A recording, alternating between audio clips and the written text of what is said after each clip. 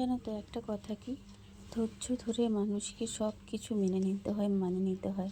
এবার আমরা কি করি, আমরা না অল্প থাকতেই মানে ধৈর্যটা হারিয়ে ফেলি।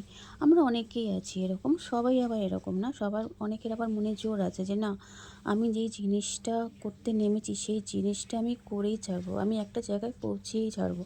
হ্যাঁ, যেটা আমার লক্ষ্য সেই লক্ষ্যে আমি যাবই। হ্যাঁ, এই জিনিসটা, এই জেদটা যাদের আছে তারাই একমাত্র পারবে।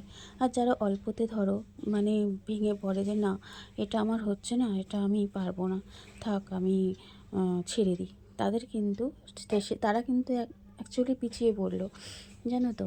তো এই মনটা শক্ত করে সব কিছু ধৈর্য ধরে থাকতে হয় যে না, এই জায়গাটায় পৌঁছানোর জন্য সেই লক্ষ্য রাখতে হয়। সেই লক্ষ্যতে আমরা পৌঁছাতে পারবোই, আমাদের পারতেই হবে, তাই না বন্ধুরা? এবার দেখো, তোমাদের সাথে কথা বলতে বলতে দুটো রান্নাই আমার হয়ে গেল, মানে দুটো রান্না বসিয়ে দিয়েছি আর কি, হয়ে যাবে। হ্যাঁ, তো এই যে মশলা কষাচ্ছি, এই মেটে চচ্চড়িটা আমার এত ভালো লাগে, মানে তুমি মানে মাংসের থেকে আমার এই মেটে চচ্চড়ি ভালো লাগে। তা খাসির মেটে চচ্চড়ি করলাম আজকে, আর ভোলা মাছের ঝাল করেছি আমার ছেলের জন্য।